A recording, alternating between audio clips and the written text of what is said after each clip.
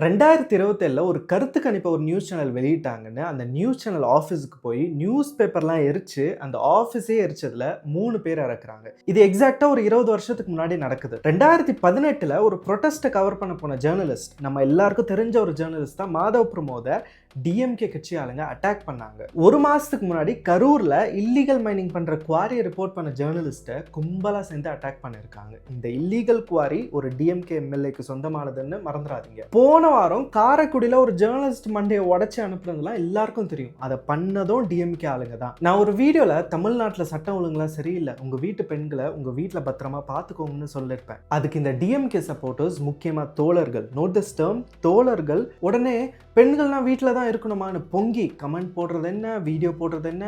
இப்போ எஸ்வி சேகர் தூத்துக்குடியில் ஒரு மாணவியை கற்பழிச்சு கொன்னதுக்கு அந்த பொண்ணு என் புதருக்கு பின்னாடி போகணும்னு கேட்குறான்.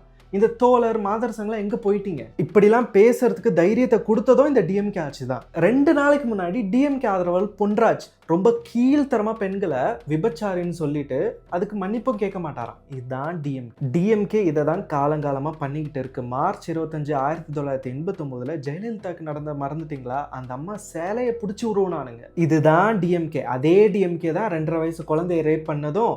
அதே டிஎம்கே கவுன்சிலர் தான் ஃபிளைட்ல ஏர் ஹாஸ்டர்ஸுக்கு செக்ஷுவல் ஹராஸ்மெண்ட் கொடுத்ததும். உடனே ஒரு முட்டு, ஹே தற்குறி, நார்த்லாம் கம்பேர் பண்ணும்போது இதெல்லாம் கம்மி தான். நான் எல்லாருக்கும் ஒரு கேள்வி கேட்குறேன், கமெண்ட்ஸ்ல பதில் சொல்லுங்க.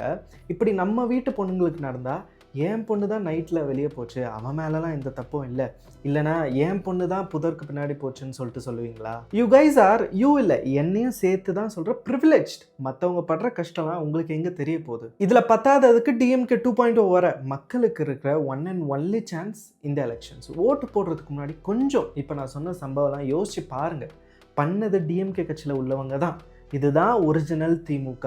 இவ்வளோ நடந்தும் டிஎம்கேக்கு ஓட்டு போடணுமான்னு சொல்லிட்டு யோசிங்க. ஓட்டு போட மாட்டீங்க அப்படின்றத நம்புகிறேன்.